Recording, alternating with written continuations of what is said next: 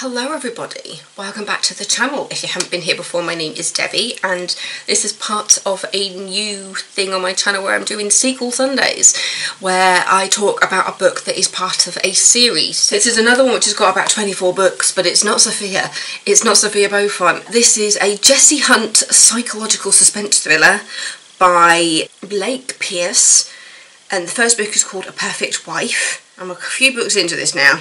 I'm reading this on Kindle.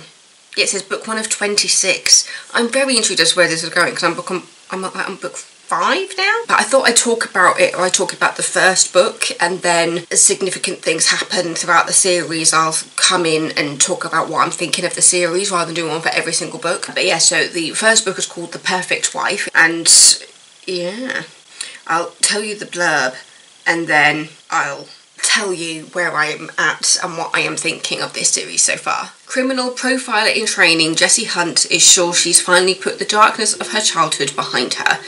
She and her husband Kyle just moved from a cramped downtown Los Angeles apartment into a Westport Beach mansion. Kyle's promotion has them swimming in money, and Jessie is on the verge of getting her master's degree in forensic psychology, the last step in her dream of becoming a criminal profiler.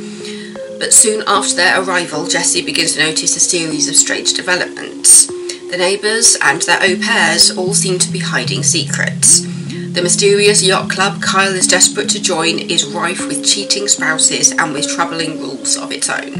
And the notorious serial killer being held at the psychiatric hospital where Jessie is completing her degree seems to know more about her life than is normal or safe. As her world starts to unravel, Jessie begins to question everything around her, including her own sanity. Has she truly uncovered a disturbing conspiracy buried within a sunny, wealthy Southern California beach town? Does the mass murderer she's studying really somehow know the origin of her private nightmares? Or has her tortured past finally come back to claim her? I am so interested in this series. As I said, I'm now on book 5. I feel like I'm spending all my money on these books at the moment. So we've got let's get that out of the light. The Perfect Wife. Because of where you start in Jessie's story in here, it feels like there could be a prequel. And as things come out about Jessie, because as you can hear from the blurb, she has like her own private nightmares and secrets that she's keeping. Yeah, it's just so interesting.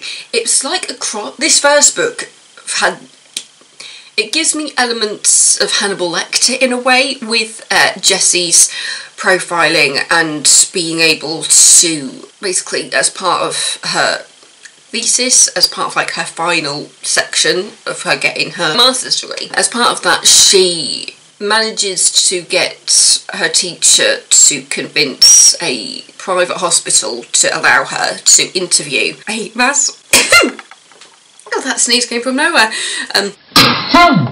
Yeah, she's allowed to interview quite a prolific serial killer that's been held quite locally to her. So you've got that Hannibal Lecter type thing with the serial killer that she's talking to, Bolton Crutchfield, who was described as being quite scruffy.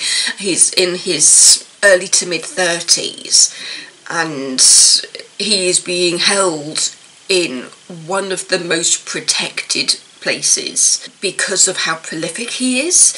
And it's supposed to be, is it about 10 spaces there are in this section of the hospital for people, and when the books start there's about 4 or 5 of them in there. Like, it's not at capacity at all. As well as having that Hannibal Lecter side to it, because of what Jessie is going through with her husband Kyle and where they are moving into this new area, and you've got these things about him trying to join this country club and stuff. I was getting a bit of Stepford Wives from it as well. It was like a weird blend. And as you go through, you find out more about Kyle and Jessie and their relationship and how long they've known each other, and you realise that as a profiler, Jessie cannot see what's happening within her own life compared to when she is looking at complete strangers. And at first I was just there because it's quite a common theme through the books where she doesn't know what's right next to her, but she can observe things from a distance. And as a character, she even analyses herself and says, what kind of profiler can I be if I can't see what's happening right under my own nose? And you see that in regards to her husband, in regards to people that she meets while she's interviewing this serial killer named Bolton Crutchfield. And you realise it does have stuff to do with her past. You find out that she may have a connection to something quite dark in her past, and I'll admit at the end of the book you find out that she has, say close relationship, it would be the wrong wording, but she does have a very strong connection to somebody quite prolific, which isn't Bolton, but Bolton knows the person that she has this connection with, and it's part of the reason why Bolton seems to know so much about Jessie.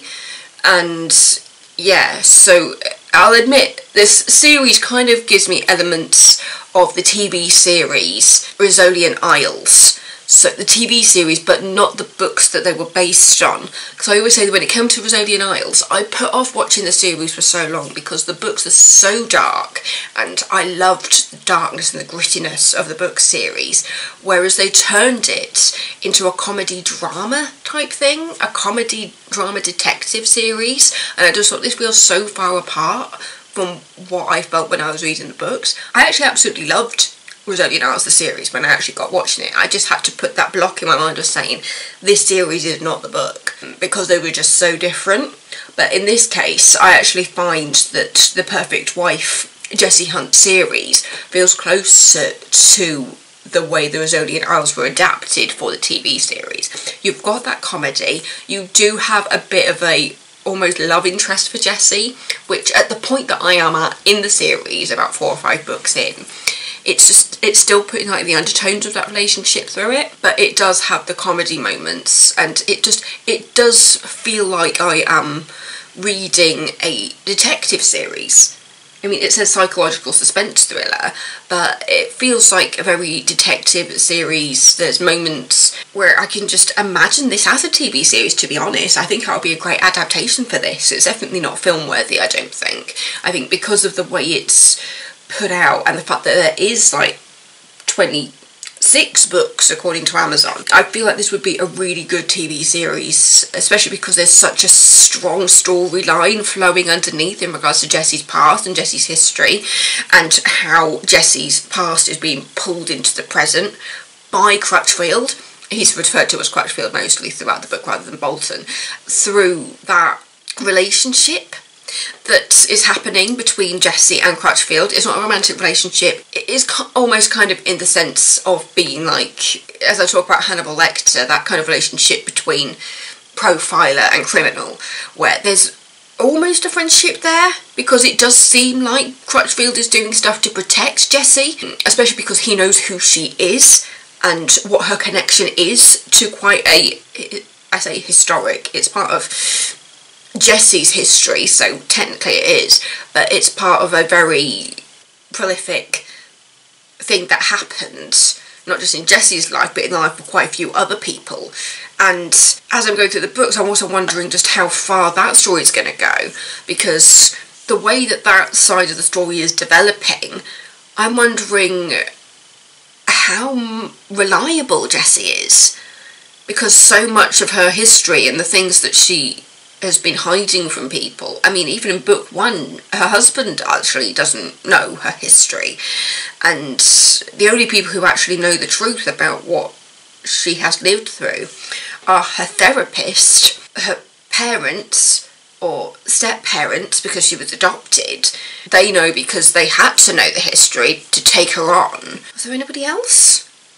And somebody else does find out throughout the course of the story. More people do learn about it because they have to know in order to protect Jessie, as that history is brought more into the present. I think because I am talking about multiple books while I'm talking about one book, but yeah, I'm just so intrigued by this story and where it's going to end up, especially at the point where I am in the story right now, where it feels like something so significant has happened quite early on, like book 4 or 5, and I'm wondering how that's going to be brought through the rest of it. I feel so cryptic talking about it because I'm leaving out a very, very significant part of the story, because it's revealed at the end of book 1, and it's what is going on in Jessie's life. In regards to the first book, it's the fact that she's seeing this weird thing happening in regards to her husband and his new job, and how he interacts and has relationships with the people around him. And Jessie's there going, something's not right here, but I can't pinpoint what it is. And she doesn't realise that something has been happening under her nose the whole time that she has known Kyle, and she just hasn't been aware of it. But what happens in book 1 makes her address her own shortcomings, and it helps her grow as a character, because I'll admit something similar to what happens in book 1 happens in book 2, and I just thought they can't do this every single book, because this is actually going to get quite tiresome if this happens every single book, for her not being able to see something that's right in front of her. Unfortunately, it got to the point in book 3, which was like, oh, okay, so she's officially learned from that. It's happened to her twice, and now she's going to go forward and go, actually, we aren't going to let this happen again. And I'm not going to put myself in the position where I can be put in that position again. But yeah, it's such a good series. It's got that detective in there. It's, with the first book, you've got that kind of Stepford Wives kind of thing happening, because you're just like going, why does everything seem so perfect? And then you realise that as Jessie goes through and she's like chipping away at this, and she realises, oh, it's not perfect. Though, you know, there is a glaring hole in this wall that just needs to be chipped away. But yeah, it's thriller, it's detective, murder mystery. It's just so clever. It's just so clever. I'm really looking forward to seeing where this book is going to go. I'm officially on book 5 now, which is The Perfect Lie. But yeah, the titles are all on the thing of perfect. So the first one is The Perfect Wife, second one is The Perfect Block, the third one is The Perfect House, fourth one is A Perfect Smile, and then number 5 is Perfect Lie, and then after that it goes into The Perfect Look, Affair, Alibi, Neighbour, Disguise, Secret, Facade. I can't wait. I cannot wait to see where the rest of this story goes. It is so cool and so interesting. And because it's murder mystery based, right up my alley. The fact that we've got this criminal profiler who actually has her own dark secret, and it just feels like a nice twist on that. Yeah. So I wonder if that intrigued you into this series. But yeah, so you see Jessie, you see her confronting her present, you see her confronting her past, and it's seeing how it all comes out and who she can actually trust going forward in regards to who she can share that secret with. And at the point I am at in book 5, quite a few people know Jessie's secret. And you would think that something like that would affect her career, because it's such a dark history, and obviously they're trying to protect her identity by the end of all of this. I say by the end, but at the point where I'm at, they're trying to protect her identity. And it's interesting to see where it goes forward from where I'm at the moment, because it's getting to a point where it's just like, do we need to protect her identity anymore? But I'm just like, but actually technically you do, because Crutchfield is still there. So yeah, I'm just fascinated, and I want to see where this goes. Yeah, so The Perfect Wife by Blake Pierce. Let's do one last look at that front cover. Oh, that's the wrong one. The Perfect Wife. Oh, there we go. I just love it. I love it so much. Yeah, so I'll be checking in, because obviously I'm doing this review while I'm on book 5. So I think at certain points throughout the series I'll come in and just say where I'm at. And I think in the next one I'll go more into spoilers. I'll go more into spoiler territory in regards to where I'm at. And hopefully I'll give other people a chance to read the books and come up to where I'm at, so that I can share with you kind of what I'm going through reading these books, and I can find out from you guys, if you are reading it, where you're at and what you think is going to happen next. But yeah, I'm hoping this leads on to something a bit bigger in regards to the sequels as I go through books, especially for such a big series. The main reason I decided to do Sequel Sunday was because of the Sophia Beaufont books. I've already done individual reviews for books 1 to 12 in my Vlogmas, and that was packed into me doing videos every day through November and December, including up to New Year's. and I just know that if I kept doing individual videos for each book, especially in the Sophia Bow font, that is going to clog up my Wednesday videos when I'm also reading other books. So I thought that Sequel Sunday will be a great way to put those sequels onto and still have a normal book, a regular book for my Wednesdays, because I'm still reading loads.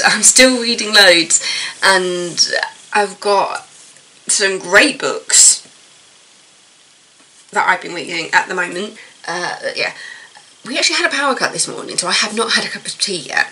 I could have boiled it. I could have boiled the water on the hob because we've got gas, so we could manually light it, but me and my dad just decided to have a conversation instead. I was playing games and we were chatting.